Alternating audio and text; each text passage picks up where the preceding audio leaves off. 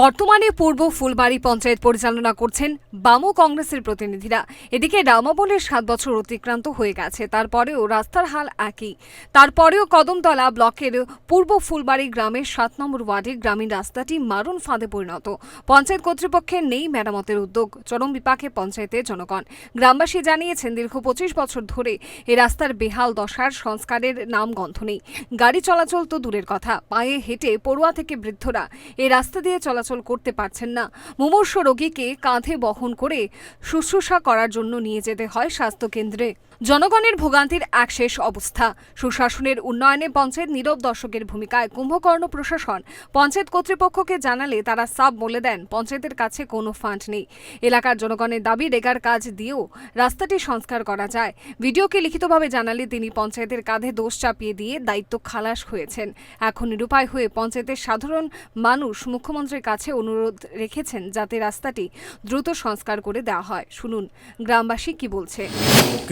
পূর্ব ফুলবাড়ি পঞ্চায়েত ৭ নম্বর ওয়ার্ডের বাসিন্দারা আমরা যে দীর্ঘ ২৫ বছর তাই এই রাস্তার কোনো কাজকর্ম নাই। করুতা মসজিদ থেকে স্কুল থেকে মসজিদে যাওয়ার কোনো রাস্তা নাই, এলা অবস্থা। এরপরে আমরা কেজি পঞ্চায়েত গিয়া কইলাম তারা তোমরা কাজ করাও না কেন? ভাই আমরা তো কাজ করাইতাম কেমনে, আমরা তো ফান্ড না ফান্ড আমরা টাকা টুকা নাই। তো তোমরা যদি পারতে না তো আমরা দেও হ্যান্ড ওভার করি, আমরা করাইমু রাস্তাঘাট খিতা করাইতে কিন্তু ক টাকা লাগে। রেগার কাম দিয়ে তো করাই যায় রাস্তাঘাটও ফানি তা জমে রাস্তাঘাটও। কংগ্রেস সিপিএম যৌথ তারা।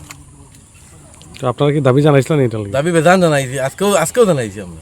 ভিডিওরে জানাইছো নি? সব একদম লিখিত কাগজ সব জায়গাতে আছে। তো ভিডিও কি কইছে? ভিডিও কইছে তো আমরা দিচ্ছি এইরকম তারা দিছি পঞ্চায়েত তারা কাজ করার। আমার দাবি রাস্তাটা হইতো মানুষ যারা চলাচল করতে পারে, বইয়া না লাগে বইয়া নেওয়া লাগে এরকম সমস্যা। গাড়ি তো আর চলাচল নাই। কতটুকু জায়গা প্রায় 2 কিলোমিটার। মানুষ বয়স্ক মানুষ বা কোনো দুর্ঘটনা হইলে কোনো গাড়ি গুড়ি আইতে পারতো না বা কোনো ফায়ার ব্রিগেড তার জীবনে ঢুকতে পারতো না এই রাস্তাটা। অনুরোধ করে মুখ্যমন্ত্রীর কাছে অনুরোধ করে আমরা রাস্তাটা তাতে মেরামত করিয়া দেব হয়। বর্তমানে রাস্তাটি পুকুরে পরিণত হয়ে আছে, তাই কচিকাঁচা পড়ুয়াররা স্কুলে যেতে পারছেন না। এই রাস্তাটির করুণ পরিণতির কথা উঠে এলো এক ৪র্থ শ্রেণীর ছাত্রের গলায়। যদিও সে জানে না কারা পঞ্চায়েত পরিচালনা করছে, কারা সরকারে রয়েছে, তবুও সরকারের কাছে তার দাবি তাদের চলাচলের একমাত্র রাস্তাটি অবিলম্বে যেন সংস্কার করে দেওয়া হয়। শুনুন ৪র্থ শ্রেণীর ছাত্রটি কি বলছে। স্কুলে যাইতে পারতাম পারি না আমরা। কি লিগা? রাস্তাটা খারাপ, জল আর জল খালি রাস্তা। কতদিন থেকে এরকম? প্রায় 2 মাস।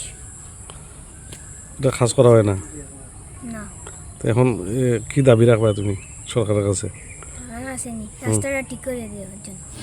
রাস্তাটি এখন ভগ্ন দশায় উপনীত। সড়কের জীর্ণ দশা এমনতর অবস্থায় এসে পৌঁছেছে যে নিত্যযাত্রীরা এখন প্রতিদিন ডান ও বামের পঞ্চায়েত পরিচালনায় এবং ডাবল ইঞ্জিন সরকারের রাজত্বে গাড়ি চলার মজা হাড়ে হাড়ি টের পাচ্ছেন। পুরো রাস্তাটি জুড়ে যেন কোনো সুদক্ষ শিল্পীর তুলির আঁকা পটের ছবি।